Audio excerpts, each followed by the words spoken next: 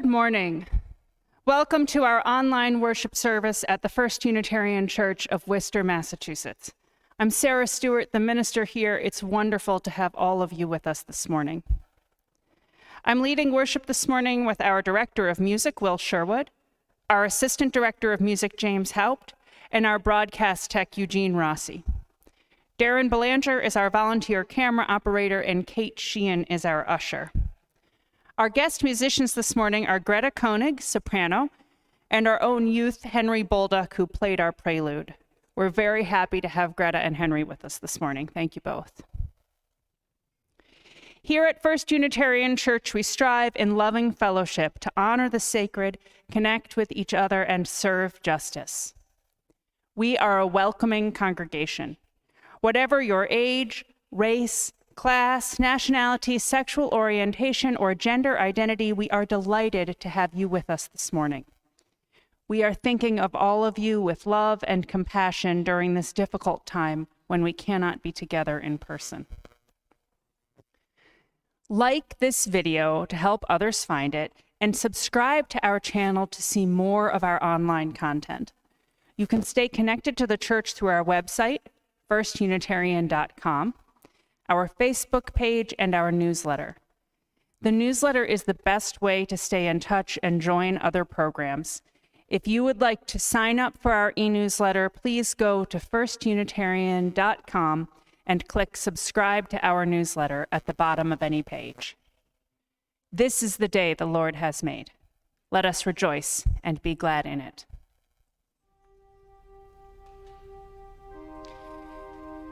We give thanks for the ways conflict has helped us learn and grow.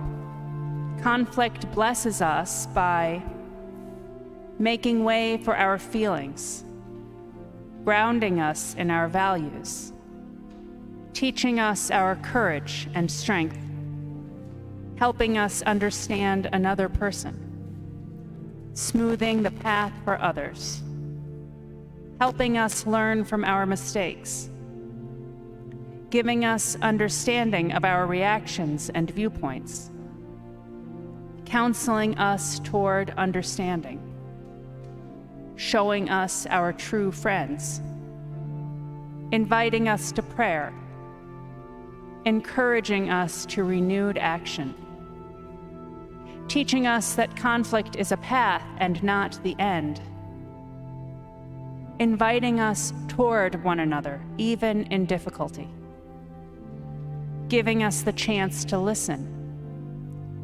sharing the joy of sport and competition, ending war by making way for argument, offering a road toward peace. Amen.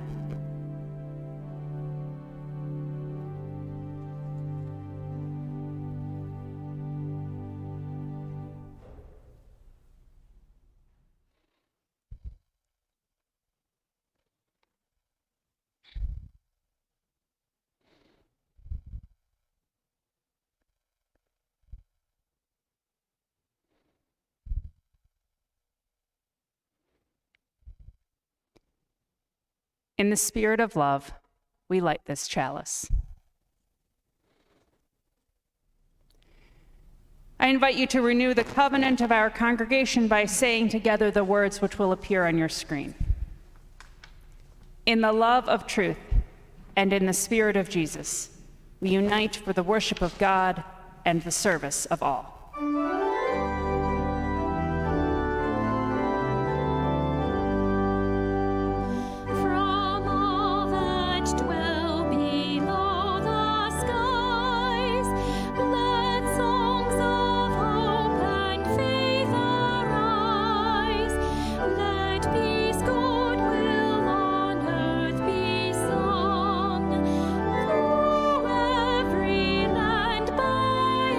Every tongue.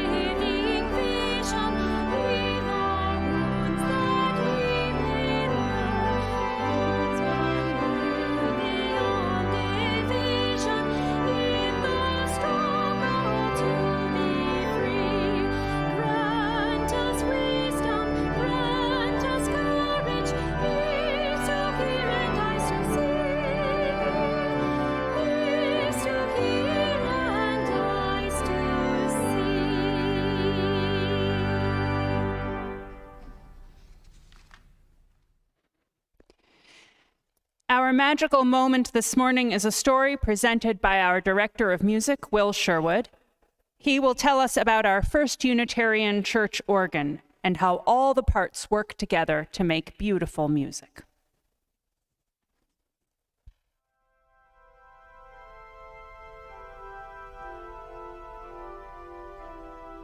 For over 2 centuries, First Unitarian Church has been proud to have one of the most beautiful church buildings in New England, and in our sanctuary, some of the finest pipe organs.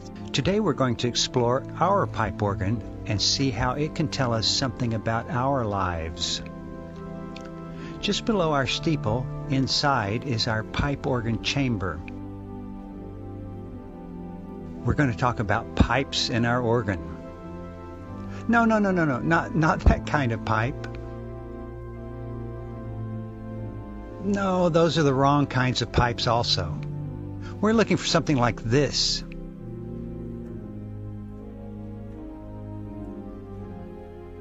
Yikes, those are steam pipes. This is not a steam calliope.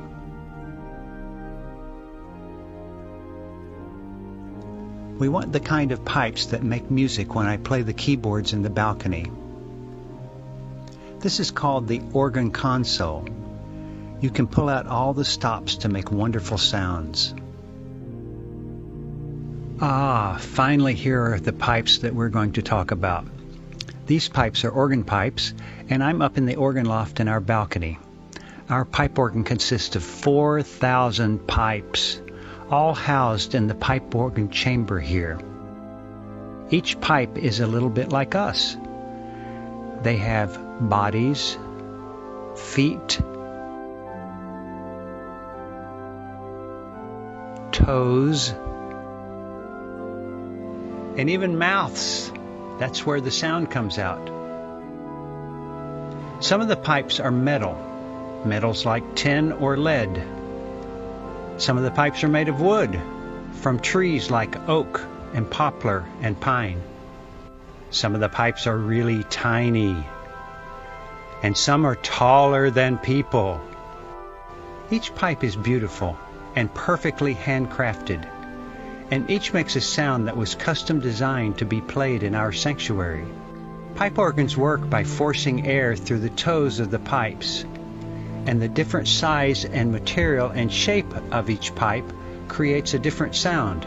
I'm going to blow into 4 pipes. They all look and sound different, but they all play the same pitch as middle C on the piano.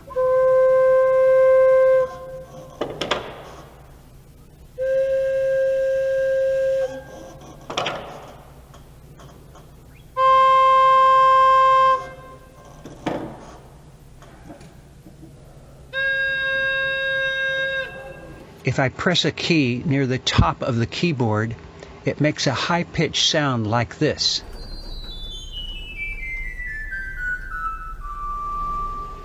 And this is a very low note that is played with the feet.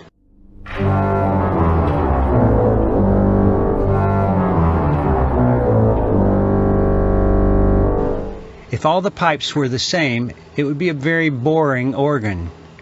You need differences to make the organ a good instrument. Each pipe needs a certain amount of individual physical space around it. If you crowd a pipe, it starts to sound stress like this.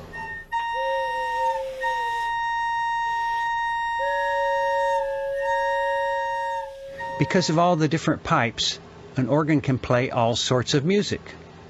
It can make very brassy, loud fanfare sounds.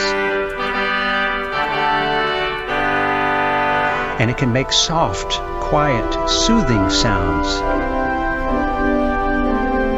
You need all these different pipes for an organ to work properly. When the pipes work together, they make beautiful music. But if they don't work together, and each do their own thing, that sound isn't good. Listen to what happens when pipes clash and they don't work together. What an ugly sound. But when they play together, they sound really sweet. Each pipe is unique, and we intentionally have lots of varying sizes, shapes, and materials for them. Each pipe has its own role to play, so that it can work with other pipes to make glorious music. Our pipe organ is a bit like our community here at First Unitarian. We each bring our unique talents to church. We all have our own sounds and our own voices and our own opinions. We're all on life's journey together, and just like our church, we value the differences in our organ pipes. Each pipe is important, and each pipe has its own voice. When the pipes blend together, with no one pipe dominating the others, the organ can produce something truly beautiful, just like our church, making a difference in the world.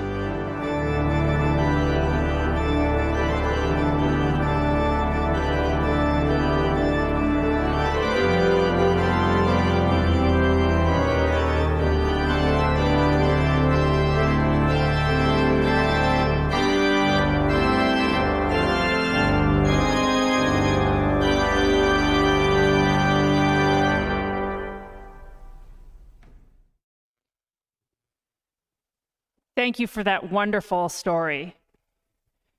Now it is time for our children to go to their UU Agora classes. Today we have Minecraft with Chip in the Minecraft classroom and fun and games with Juliet in the UU Agora Great Hall. Don't forget to join us in the Great Hall for some puzzle solving at 11:15.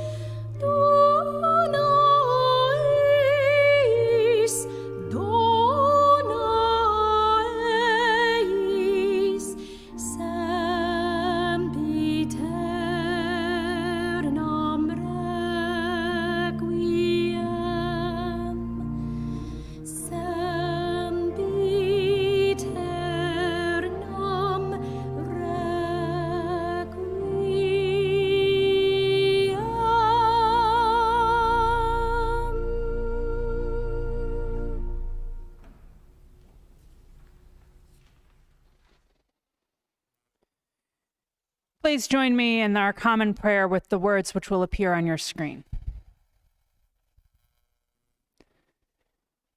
God of justice and mercy, we give thanks for the conscience that shines within us. Give us the courage of our convictions to stand for what is right in the face of injustice. Give us the humility to remember that we are not always right. Lead us into opportunities to know one another, guiding us through conflict on the path to greater flourishing for all people. Amen. Please continue your own thoughts and prayers in silence.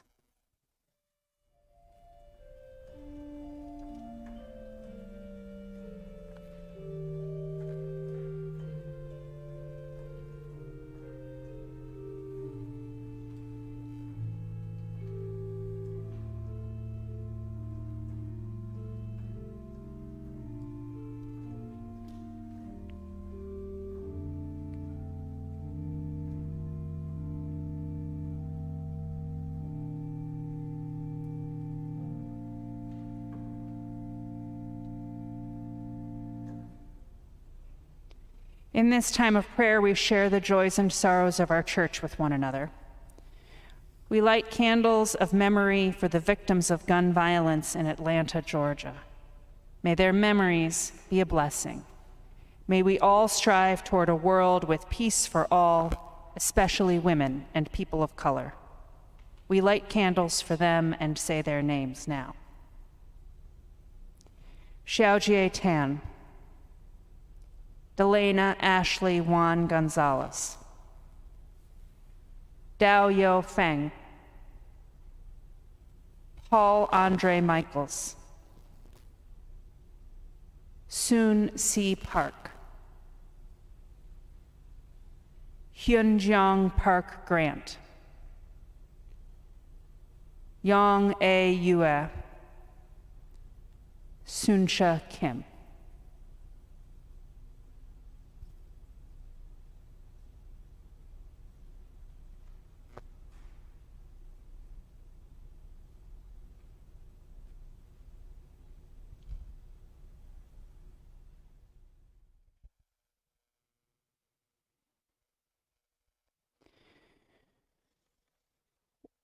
We say a prayer with Fran Morier, who asks our prayers for her family, for her brother, Fred Morier, for his health and well-being, and for her sister-in-law, Pat Morier, who is entering hospice, for Pat's comfort and that of her family who have cared for her at home.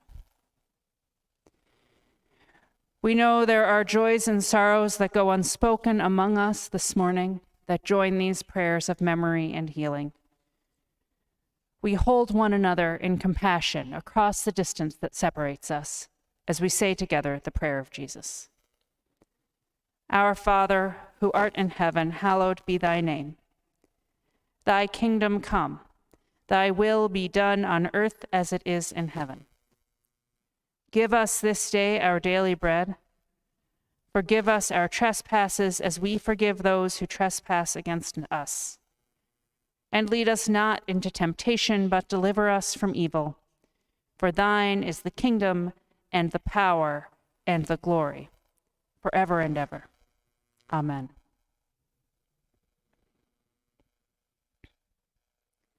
Our ministries at First Unitarian Church continue to thrive because of your support.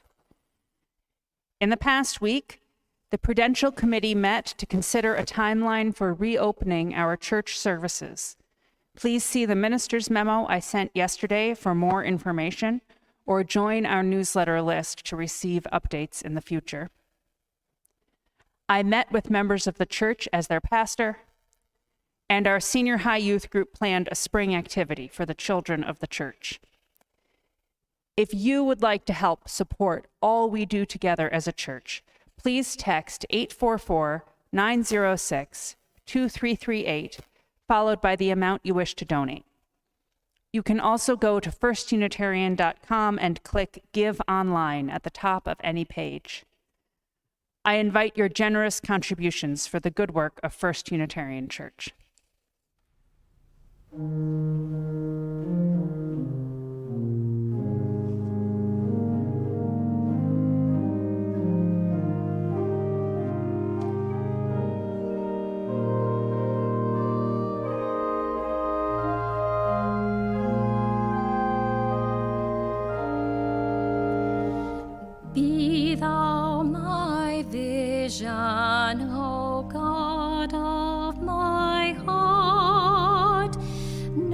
might be all else to me, save that thou art, thou my best thought by day or by night, waking or sleeping, thy presence, thy light.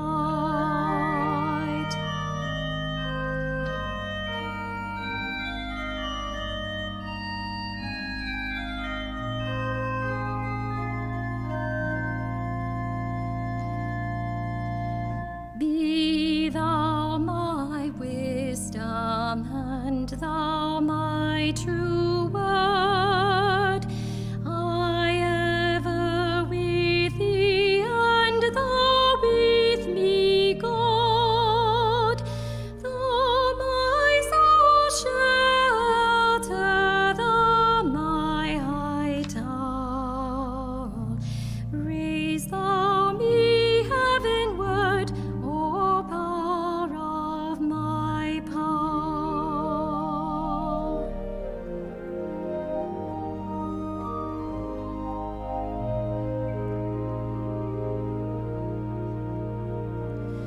Riches I heed not, nor world's empty praise.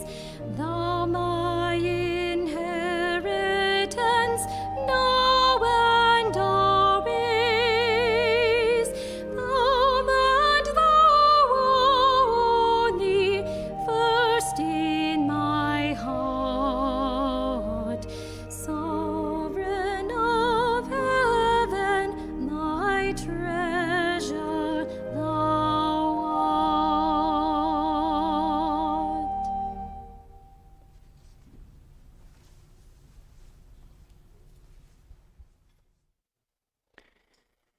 Our first reading is from the book of Exodus, chapter 3. Moses was keeping the flock of his father-in-law, Jethro, the priest of Midian. He led his flock beyond the wilderness and came to Horeb, the mountain of God. There the angel of the Lord appeared to him in a flame of fire out of a bush. He looked, and the bush was blazing, yet it was not consumed. Then Moses said, I must turn aside and look at this great sight and see why the bush is not burned up. When the Lord saw that he had turned aside to see, God called to him out of the bush, Moses, Moses. And he said, Here I am. Then he said, Come no closer. Remove the sandals from your feet, for the place on which you are standing is holy ground. He said further, I am the God of your father, the God of Abraham, the God of Isaac, and the God of Jacob. And Moses hid his face, for he was afraid to look at God. Then the Lord said, I have observed the misery of my people who are in Egypt. I have heard their cry on account of their taskmasters. Indeed, I know their sufferings, and I have come down to deliver them from the Egyptians and to bring them up out of that land to a good and broad land, a land flowing with milk and honey, to the country of the Canaanites, the Hittites, the Amorites, the Perizzites, the Hivites, and the Jebusites. The cry of the Israelites has now come to me. I have also seen how the Egyptians oppress them. So come, I will send you to Pharaoh to bring my people, the Israelites, out of Egypt.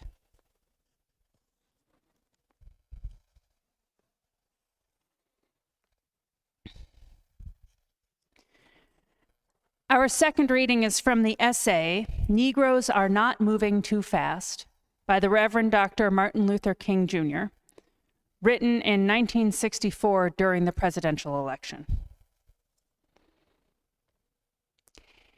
In 1963, at the time of the Washington March, the whole nation talked of Negro freedom, and the Negro began to believe in its reality.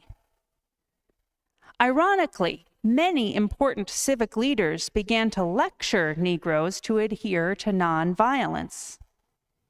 It is important to recall that Negroes created the theory of nonviolence as it applies to American conditions. For years, they fought within their own ranks to achieve its acceptance. They had to overcome the accusation that nonviolence counseled love for murderers. Only after dozens of Birminghams, large and small, was it acknowledged that it took more courage to employ nonviolent direct action than impetuous force. Yet a distorted understanding of nonviolence began to emerge among white leaders. They failed to perceive that nonviolence can exist only in a context of justice. When the white power structure calls upon the Negro to reject violence, but does not impose upon itself the task of creating necessary social change, it is in fact asking for submission to injustice.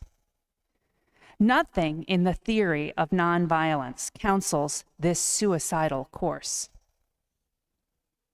The simple fact is that there cannot be nonviolence and tranquility without significant reforms of the evils that endangered the peace in the first place. It is the effort of the power structure to benefit from nonviolence without yielding meaningful change that is responsible for the rise of the elements who would discredit it.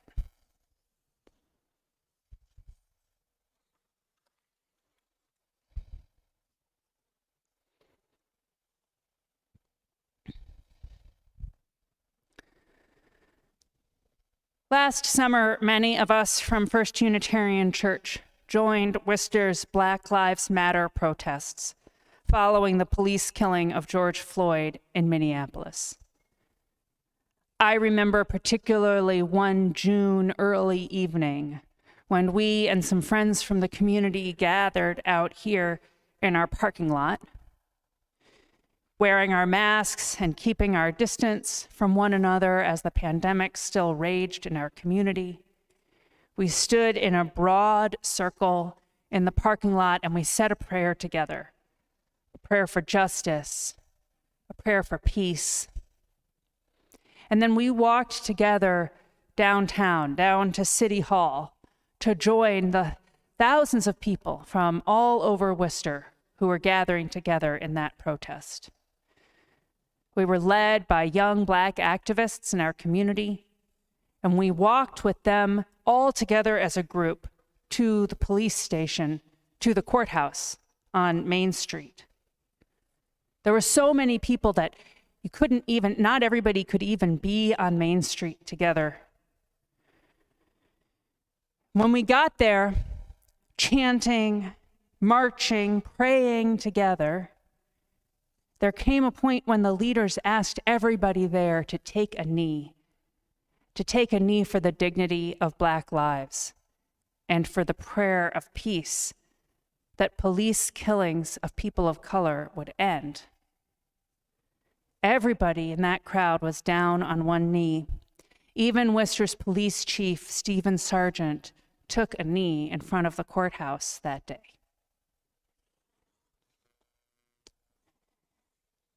That night, as the protest continued, though, that moment of nonviolence, that moment of peace seemed fleeting. The protest walked its way down Main Street heading south. And now the police were there, but they were wearing their riot gear. And there were moments of coming together.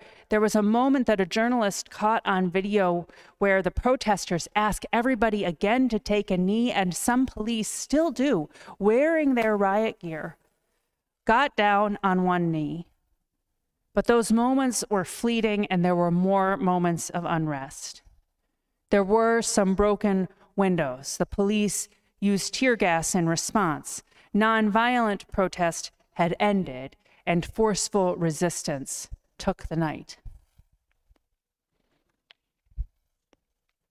Suppose we accept Dr. King's proposal that we must pursue peaceful ends through peaceful means. We don't want violence. We don't want police violence against peaceful people. We don't want responding violence in our communities. Yet vast gulfs of misunderstanding and harm exist. That setting of injustice that Dr. King said was the prerequisite he said justice was the prerequisite for nonviolence, and yet injustice persists. And in those gulfs of misunderstanding, the seeds of violence are planted. In cases of real disagreement, niceness won't get us where we need to go. Even as we seek to avoid violence, we must learn to engage in constructive, productive, peaceful conflict. Conflict as an opportunity to know and an opportunity to change. We must come to see conflict as holy ground. Our spiritual ancestors knew the truth about conflict. Conflict is holy ground. When Moses stood before the burning bush, God told him that where he was standing was holy ground. And from that place, and that answering of God's call, Moses returned to Egypt and led his people to freedom. That pathway was marked by moment after moment of conflict. When Moses would go to Pharaoh and say, "Let my people go," and Pharaoh would seem to acquiesce and then change his mind, and the Egyptians were beset by plagues, even to the moment of the Exodus when the Israelites fled across the Red Sea and the Egyptian army followed and were swallowed up by the sea. There was no point of that journey at which conflict wasn't necessary to move forward. And we can imagine Moses' strength and courage in that moment and the strength and courage of the Israelite people to say, "This is hard, but we will keep going because this is how we get free." One of the lessons of Passover is that there is no freedom without conflict.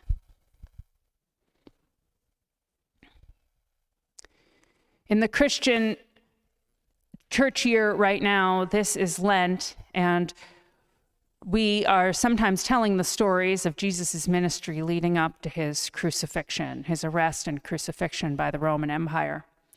And in one of those stories, Jesus turns over the tables of the moneylenders outside the temple. Not moneylenders, money changers. These were the people who changed Roman money into the money that could be used to make offerings at the temple. This is probably the moment that leads to Jesus' arrest by the Romans, this violent act, this interference with the operation of the temple. It was a sign that Jesus meant to challenge the powers that be, challenge the Roman installed temple leadership, challenge the fact that Jews were not free while they lived under empire. The Romans resorted to violence against Jesus and against the temple, which was destroyed 40 years later. But the persistence of Christian and Jewish faiths and traditions have long outlived the Roman Empire. Roman violence did not have the last word. These stories tell us that God is at work in conflict. As Unitarian Universalists, we believe that every person has inherent worth and dignity. We believe every person has the divine spark in them.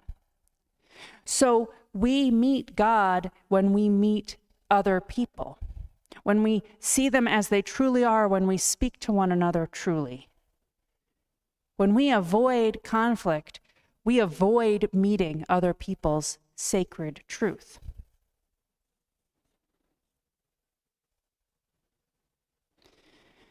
Sadly, the killing of George Floyd was not by any means the first instance of violence against Black people in America.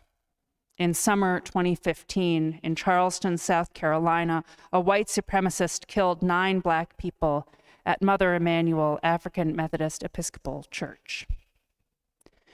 And following that horror, a faith group in Charlotte, North Carolina held an interracial dialogue. There was a presentation on the history of segregation in Charlotte, a history of redlining, of destroying Black communities to put in highways, of blackface in public settings. And after this presentation, the people there, a Black and white crowd, were asked to sort themselves out into small groups for interracial dialogue. And a white woman who was in that conversation remembered that one by one, the Black members of her small group shared how the facts of that presentation had played themselves out in their lives, how families had lost businesses in urban renewal,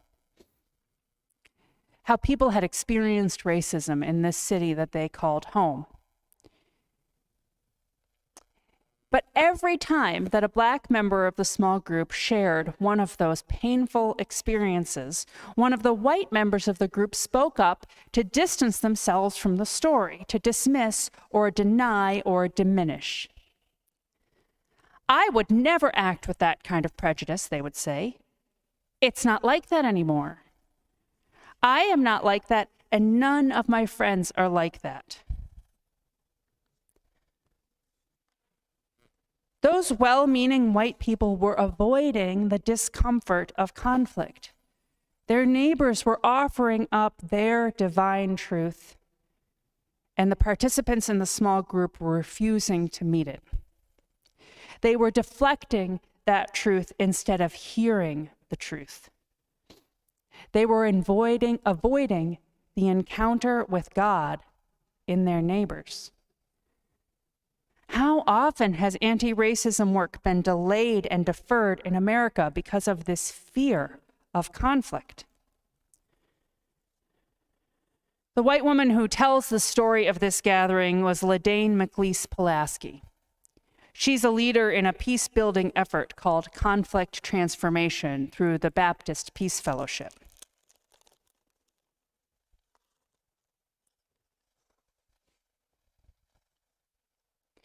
One of the principles of conflict transformation is that we spend our time with one another in a comfort zone, in a learning zone, or in an alarm zone.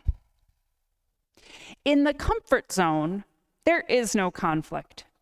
You're not being presented with anything that challenges your worldview. Everything is fine. Nothing needs to change. And we do need to spend some time in that comfort zone as human beings. We need that safety some of the time. Now, all the way on the other side, in the alarm zone, now our fight or flight instinct is turned on. We are going to run away or we're going to fight back. Our bodies are at high alert. Our heart is racing. Alarm. In either of those zones, in comfort or in alarm, we can't really learn anything. We can't encounter other people who are different from us. We're not at a point of growth or change. For that to happen, we need to be in the middle, in the learning zone. In the learning zone, we might be uncomfortable, but we're not panicking. We can stay in the conversation. We're able to manage our body's fear reactions and our body's anger reactions so that they don't take over. We know we're not completely comfortable, but we're able to be present and hear the truth of other people and learn something. For people of color in America, too many encounters around race happen in the alarm zone. Encounters with police are degrading or even deadly. People of color are targeted for their ethnicity or their race. We mourn today with the Asian American community in Atlanta and across our country and here in Worcester, as they name and mourn the killing of 8 people there, 6 of them of Asian descent. Alarm and violence like this are thrust upon people of color in America. It seems that the least that white people can do is emerge from our comfort zone where we have the privilege of living most of the time and enter into this place where we could try learning.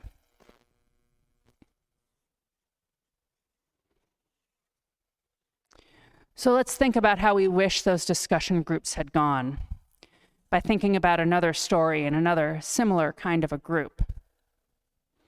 Again, an interracial conversation. And in this group, an African-American grandmother shared her story. She had taken her grandchildren on a trip, and they stayed at a hotel. And after a hot and tiring day of going to tourist events and having their vacation, they went to the hotel pool. And as soon as they entered the water, all of the white people got out of the pool. The grandmother asked her discussion group, why did they do that? And again, you can imagine what the responses of the white participants were. I would never do that. I don't know anyone who would. Let's stop that story right there. This is the learning zone. And as it really happened, the white people in the conversation felt like they were over in the alarm zone, that they had to defend themselves because a black woman was sharing her experience of racism, an experience that they abhorred and perhaps had not experienced themselves. But imagine you yourself are in that circle, and imagine trying to stay in the learning zone. This woman has just shared this heartbreaking story. So if it were honest, maybe we could say, I've seen that happen. Or we might even be able to have the courage to say, I was brought up with some of those racist ideas. Or we could respond with empathy. I'm so sorry that happened to you. Or respond with curiosity. What do you wish someone had done in that moment?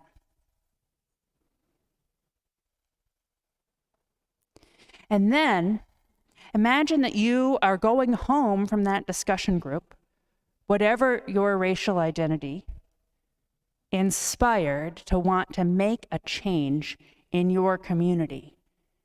Perhaps in your real life, without having to imagine right now, you are eager to help Worcester overcome racism and inequity. What can you do? Well, one thing you can do is attend protests, like so many of us attended those Black Lives Matter protests last summer. And there were many who supported it at home, but did not want to come out during the pandemic. Scientific American magazine just did a study that showed that communities that have held Black Lives Matter protests since 2014 have seen a significant decrease in police homicides. In cities that had problems with police homicides, they have gone down when those cities had Black Lives Matter protests. And I have seen earlier research that shows that cities in the South that have active Black Lives Matter movements have a lower incidence of white supremacist groups and organizing. It matters when a community stands up for what it believes in. So that's one thing you can do. Attend protests. You can stay in conversations like those two discussion groups we talked about, even when it's uncomfortable. And you can recognize your own connections to power and bias. If you're a white person, you could be willing to say, it could have been me. It could have been myself who did the wrong thing, who responded out of fear. And then you could be willing to change. It's important to remember that conflict is holy ground. It's the place where your freedom begins. It's the place where you challenge empire. It's the place where the soles of your feet burn because you are standing on solid earth and you know what you believe in and you know that change is possible. It's the place of meeting and of movement. It's a place of fear, but also hope. Without conflict, the people never leave Egypt. Together, we walk on the road to freedom. I love you all. Amen. Our closing hymn this morning is We Shall Not Be Moved. This hymn has a long history in America. The tune and the structure of the words goes back to a spiritual from African American slavery. It has been performed as a gospel song. It has also been used by the Union movement in America to express solidarity in the Union. So there are many, many stanzas to this song. We've chosen 4 for today. Please sing along with We Shall Not Be Moved.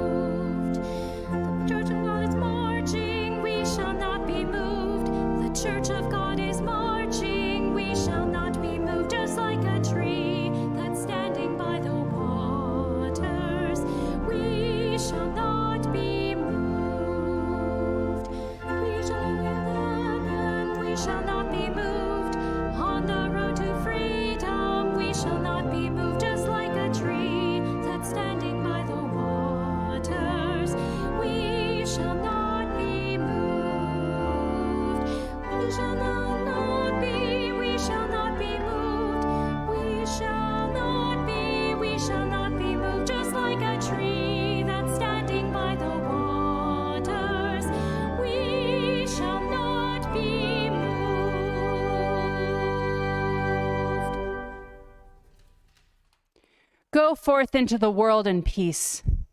Be of good courage.